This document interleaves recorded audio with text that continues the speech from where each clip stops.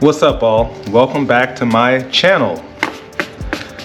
So over the last couple of days, I've gotten a couple of messages about weight reduction, primarily boosters though. No secret, I have a couple of projects. One's a K46 and the other two are boosters. So it's only fitting that some people ask me, because I did share some of the pictures and stuff on social media, but most recently I kind of stopped just because it's under construction. Real construction is currently getting wired. So with that being said, so I came up with what I consider to be a comprehensive list of things to do as it pertains to weight reduction. And although I kind of focus my efforts on, or the list on boosters, I really think this really kind of pertains to like all bikes, you know? All bikes are relatively the same. Different parts, different aftermarket, but to me, they're all the same. So without further ado, I'll get right into it. And then if I miss anything, you know, get in the comments and then tell me, you know, you might have missed this, or you might have missed that, or think about this, think about that. But okay, so weight reduction. Now, doesn't matter. This can be a CBR 1000, it could be a Busa, ZX10, S1000, doesn't matter. So the first thing I got is wheels. Wheels obviously is important. And I'm not gonna like waste my time like going over each and every thing that I name, because like, I mean, you can get online, you can Google, you know, the different weights and stuff. What I will say, as it pertains to like the Busa itself, you know, one of the biggest tricks, and I've been doing it for years on all of my Busas, is the R1 conversion. And so way back when, I remember speaking to a couple people about this too. You could, you know, the cheaper way to do things is you can get some R1 wheels, which drop some significant weight. I mean, not like carbon fiber or, you know, aluminum and all of that stuff, mag wheels and all of this, but it does drop some weight. So that's just something to think about. They have the conversion kits out there, front axle, all of this stuff. I'm not going to get into the details of that, but it's all on the forums. You can look it up. But wheels is important. Obviously, carbon fiber weighs the least, but I mean, you got manufacturers now like Cormoto, what is it, Marching Easy, some of the other manufacturers out there that make some pretty lightweight wheels. I really think though it depends on like where you're racing and what you're utilizing the bike for, because carbon may not be for you if you live in a place, especially a street bike, where there's a bunch of potholes and all of this other stuff. So it could be a nightmare, but at any rate, that's a big ticket item, wheels. All right, next thing, tires. So way back when, the Shinko hookup was like, I mean, that thing will dead hook anywhere. But as it pertains to like drag racing, roll racing, and even land speed, you know, look into Pirelli's, they had won like the lightest tire for years.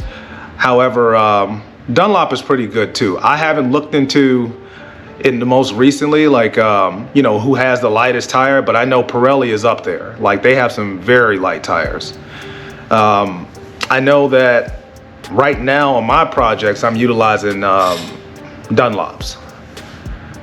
What is it? The Q5 and the Drag Max. And then I think on one of my projects, I have some Michelins, but you know, that remains to be seen because I'll probably end up changing it. Anyways, look into tires, and then you have the sizing of the tires. So obviously, like, the smaller the tire, the less weight. So I mean, some people out here putting 180 size tires on their 1000 cc or above bikes. Hey, tire smaller is lighter, so that's something to look at as it pertains to weight reduction. Me personally, I'm more of a 190, 200 type of guy, you know, and you can Google it, you know, mile per hour, ET, all of that stuff kind of changes depending on the tire. Then you gotta look at gearing and all of this. But again, the primary focus on this conversation or this video really is weight reduction. Exhaust. So Obviously, the lighter exhaust would be titanium.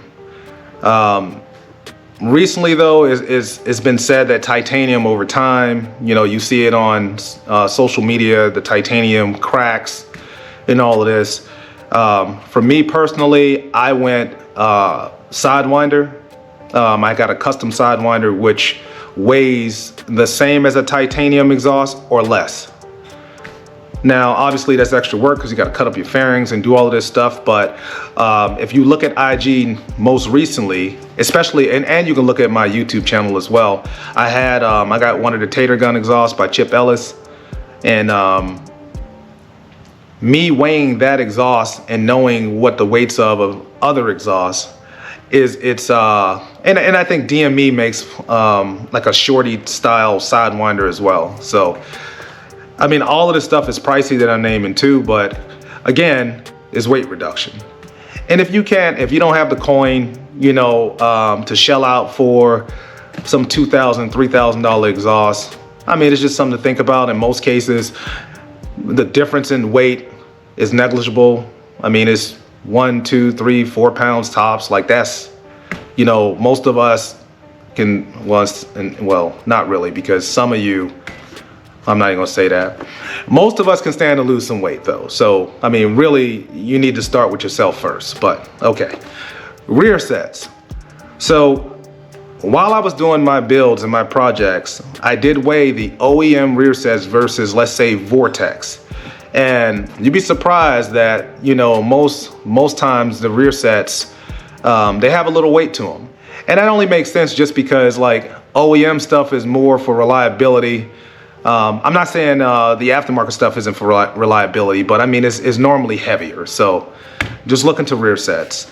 Next on my list is clip-ons.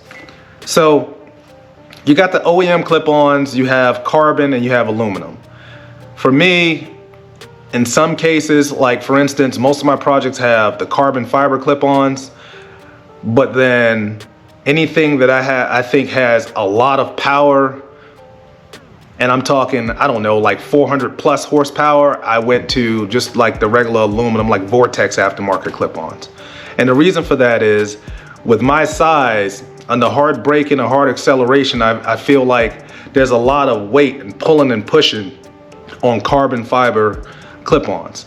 Over time, I'm assuming that will eventually web or crack or something like that. Plus, I got a homie in Philadelphia. He had the carbon fiber clip-ons, but he ended up changing it because I think they cracked or something like that. So, and then I have another homie where I want to say like the carbon fiber actually just broke. So for me, I kind of stay away. I try my best to kind of stay away from the carbon stuff, but I'll try it on my projects. And if I feel it's a reliability issue, then I'm definitely taking it off and then getting some lightweight aluminum. So look into that. Now your subframe and fairing stays, they got carbon fiber ones, they got the lightweight aluminum stuff, and those things are normally pricey. What I will say is, even though I'm using the Busa for an example, especially the Gen 3 Busa, everything seems to be heavy. So what I would say is look into whatever you can afford. That should drop some substantial weight, especially the subframe. And then obviously if you change the subframe, then later I do mention Bodywork, and I'll get to that, but the subframe and fairing stay, look into that. And I'll say this, in some cases, you can drop several pounds when you change the subframe. All right, this is like, the next one is really, it's always missed. And I can see why, because it takes a lot of work to change it, So the triple tree, and I'm talking about the entire triple tree, not just the top clamp. So a lot of people change the top triple tree and they're like, oh, well, a Leaf has this lightweight triple tree, and what's the other one? Alpha Racing, all these other manufacturers of the triple trees. And yeah, that does drop some weight. You're able to lower your bike, but you forget that there's some substantial weight in the OEM triple and the stem. Now, I'ma say that although it's pricey, 100% that on one of my boosters, I replaced the top clamp, the lower clamp, and the stem. And I want to say I have a grudge stem. And all of that came up alone. It was over 6 pounds just from the front end of the bike. Now, some can argue, like, why would you change those things when technically you need the weight up front? You know, it's sort of like an anti-wheelie. I don't know, this is just weight reduction. So you can look into that. I know a lot of you go out there and you just change your top clamp, but look into the lower and the actual stem. Okay, headlight and tail light delete. So there's pros and cons to this, right? Because you shed the weight of the headlight, but most of the replacements, they're carbon fiber, but you got to look at like where you race, because all they're giving you is like this tiny, like this small LED thing. And I don't know. I mean, weight reduction versus safety. I guess it just depends on if this is an all race bike, it's a street bike. Are you racing at night? Is it primarily something that's on track, day, whatever? Like, you're gonna have to make up your mind, like, if that makes sense. But yeah, the headlight and tail light normally together shed several pounds. Now, I alluded to this earlier, but Bodywork. So what I have listed is ABS versus carbon versus fiberglass. On my channel, buried somewhere, I actually weighed ABS versus, I want to say it's Moto Composites carbon fiber, and then most recently, Motor Fix carbon versus I1 Moto's fiberglass bodywork. And then I have some tank stuff on there too, Montgomery Motorsports, Motor Fix, and then I want to say I weighed the Catalyst. All three of them are carbon fiber. All I could say is some people say, well, you know, carbon fiber isn't worth it.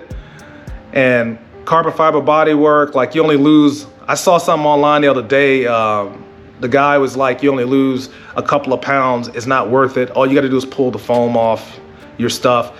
And he's right, but I can tell you from testing the stuff, real world, like weighing all of the stuff, the carbon fiber, especially collectively, you will get several pounds, like, you will drop several pounds of weight off your bike. Additionally, look at some of the fastest stuff on the drag strip or the street. More than likely, even if it's painted, it's probably carbon fiber bodywork. So, I don't know. I remember one of the pro street, a guy I know, drag racing guy, I remember his bodywork, his entire bodywork, boost of bodywork to include tank was like 7 pounds. The whole thing. It was like some lightweight carbon fiber thing. And I mean, you can't argue with that. I don't know. Last time I weighed OEM stuff, you get a side or two in the front with a headlight, and that's 7 pounds by itself, not counting the tank. So if you can afford it, just look into carbon fiber bodywork first, fiberglass second, and then modifying your ABS third. Again, you don't have to listen to me. This is just weight reduction. So I don't want people to get in my comments and be like, oh, you're wrong and blah, blah, blah, blah, blah. No, I'm not saying OEM bodywork can't be light. I'm just saying that there's other options out there if you're doing something for, what's the new term, max effort. Swing arm. So, I mean, you got DME, you got Evil. Those seem to be like the primary swing arms that people use. You got Hardcore, what's the other one? G-Force.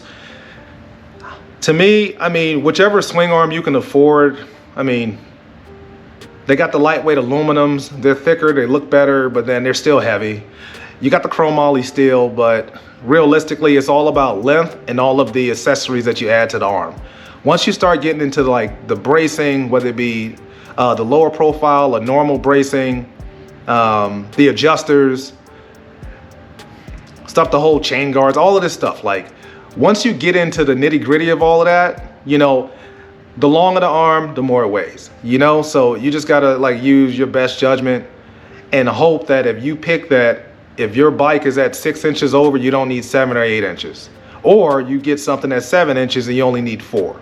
So, but either way it goes, the swing arm, aftermarket swing arm is normally lighter than an OEM swing arm. So it's weight reduction. And I want to say too, I'll add this. I weighed an OEM, what was it? It was a Gixxer 1000. It was like a Gixxer 1000 somewhere on my channel, but it was a Gixxer 1000 swing arm versus the OEM Gixxer 1000 swing arm, like in between installing.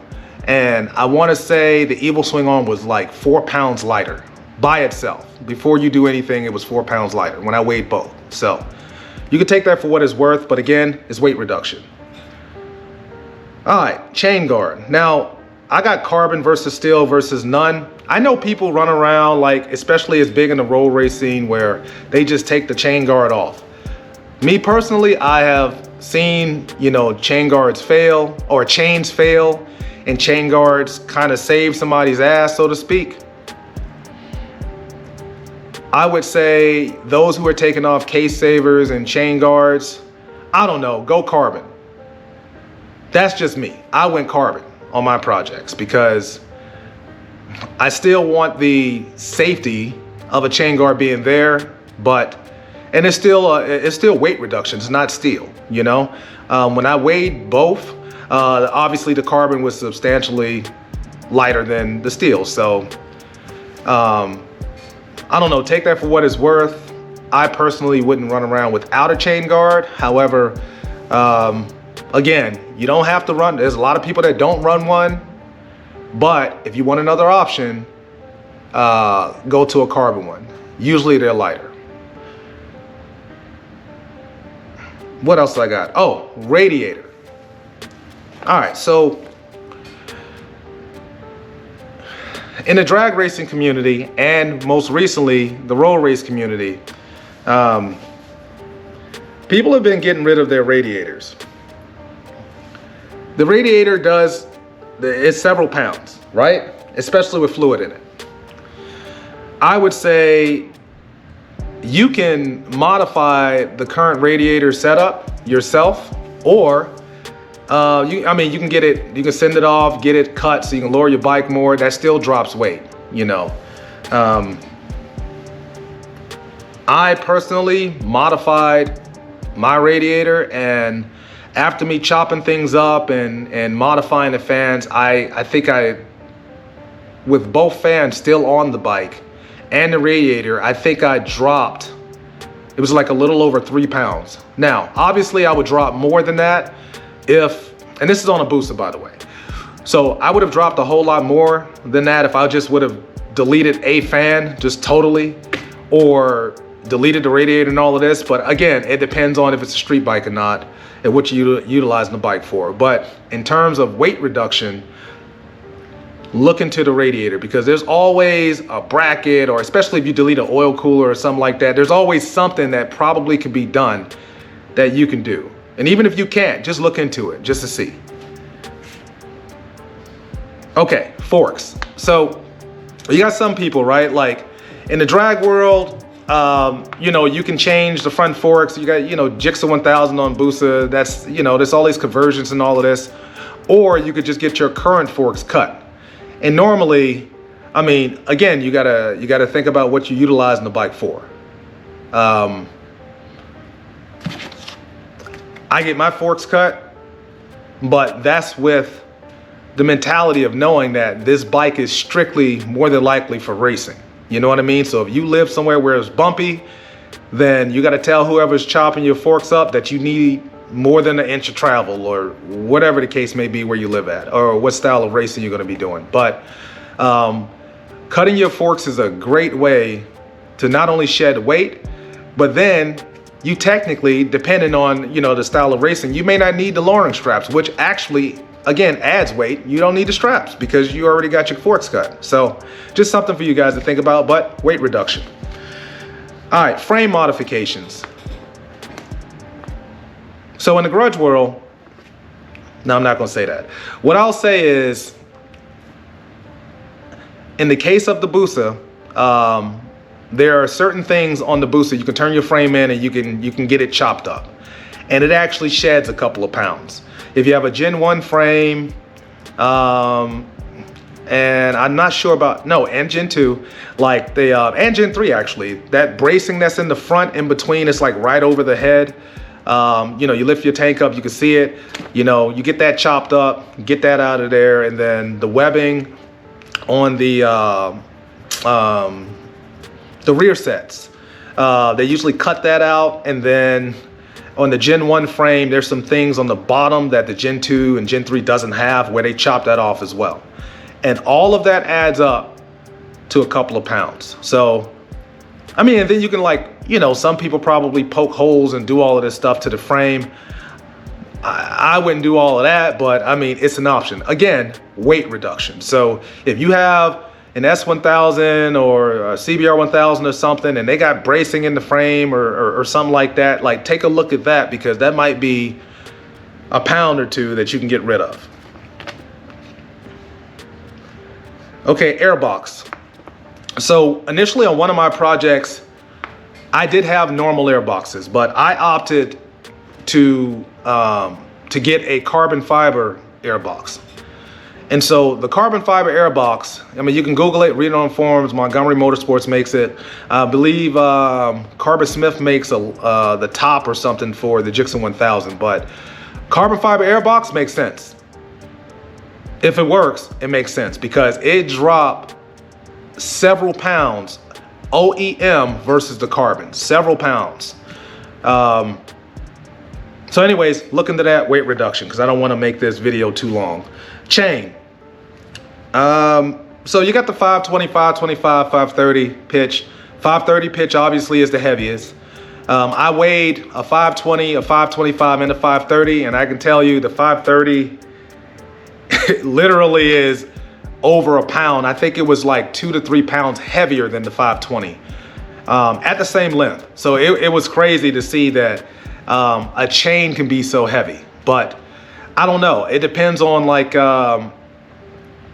it really depends on, like, again, like, what's your weight, what style of racing you're doing. Me personally, I like to keep it at 525 or above.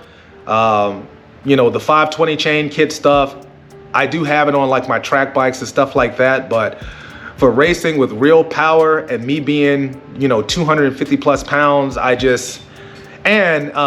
my motor build wouldn't allow me to do a 520 anyways. Counter shaft's too big, so it was a headache. But I probably, once my projects are complete, then I'll probably go into detail about those. But at any rate, yeah, the chain, most people are going from, even on boosters, 520. It's weight reduction. Sprockets, aluminum, they have carbon fiber now, and then they got the ultralight steel stuff. That's the same traffic. It's the same thing. Depends on what you're utilizing the bike for, what's your maintenance intervals, all of that. So for me, I would go aluminum, because the carbon fiber ones are like $300 something for a sprocket. That's a little excessive and expensive. So for me, I would at least do, you know, a Vortex aluminum and call it a day. But that's just me. But again, it's weight reduction. What I have next is titanium hardware. So all I have to say about the titanium hardware is all titanium isn't created equal. So with the primary ones being ProBolt, SAE for boosters, and then what's the other one? ProTi. I can tell you that I've weighed all three, and you know, aluminum bolts from, like, let's say the Yamaha R1 or some of those one-time use aluminum bolts for the S1000. And I can tell you, before you look into expensive titanium, look into some of the other lightweight aluminum bolts, because they weigh the same or less, and they are way less expensive than titanium. Now, I would say the big bolts, big stuff that you can get in titanium, if you can afford it, get it, because it is weight reduction. But when you talk about fairing bolts and all of this other stuff, titanium is good, but there's some aluminum bolts out there that's just as light, if not lighter. You have to take my word for it. I did the necessary research, and I actually bought stuff and weighed them. You'd be surprised. Maybe I need to make a video on that. What you think? I got receipts. All right, brakes. Now, obviously, so most people are running around with one brake, whether it be the front or, you know, front left, front right. They delete the rear brakes. I think, again, it depends on you. But if you're trying to shed some weight, look at the brakes. Okay, you wouldn't believe it, but the rotors, there's actually differences between the OEM. You can modify your OEM and change the buttons to make it a full floating, and then they have the aftermarket rotors. I will say that whatever you can afford, take a look at the rotors, because all rotors aren't created equal. I said that earlier, like there are some differences, with, I believe, Behringer being one of the more expensive options, but I mean, again, it's light and it makes sense. I was about to buy the Behringer stuff, but I'm holding on that because it's a little expensive, you know. But look in the rotors instead of your OEM stuff, or modify your existing OEM stuff. And I want to say, I don't know if DME or HTP still does it, but in some cases you can send your OEM stuff off and get it chopped up. I personally wouldn't do that. I would just opt to get a rotor. Let's see what some rotors out there, because somebody might ask in the comments. It escapes me right now. I'm having a brain fart, but you can Google it, aftermarket rotors for any motorcycle, and then it'll come up. So, did that. The tank, carbon versus a fuel cell versus the chopped up look. I think that a tank outside of the aluminum tanks, and even then, I did have a one of my carbon fiber tanks started basically failing, so I sent it off to JL Designs and got a fuel cell put in it. But what I will say is, if you're opting to try to find a full carbon fiber tank without a fuel cell in it, just stop, because and even the and it's nothing against Catalyst or I1 Moto, eventually the tanks will fail. The resin, especially if you're using race gas, all of this stuff, like, it's going to fail. So for me, if you're trying to do the most weight reduction you can, especially if you have something like a Busa or one of these bikes with a heavy tank like that steel, get a carbon tank with a fuel cell in it. You definitely will save several pounds. Okay, windscreen.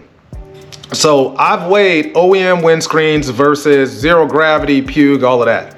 And I can tell you, yeah, there's a difference in weight in that. So even something as small and stupid as a windscreen, you got to look at it, because every ounce counts. Ounces add up to pounds. So, and then last but not least, I got a couple of things on here. Your wiring harness, ECU, dash versus a standalone. Depending upon how in depth you want to get with whatever you're building or whatever you're racing, a standalone obviously is optimal, not only for performance, but weight reduction. Now, we got some guys in the scene, whether it be drag, roll racing, land speed, whatever, like they chop up their OEM harness and get rid of everything that's not needed. That's a lot of work. So if you have the funds, standalone. And then your engine.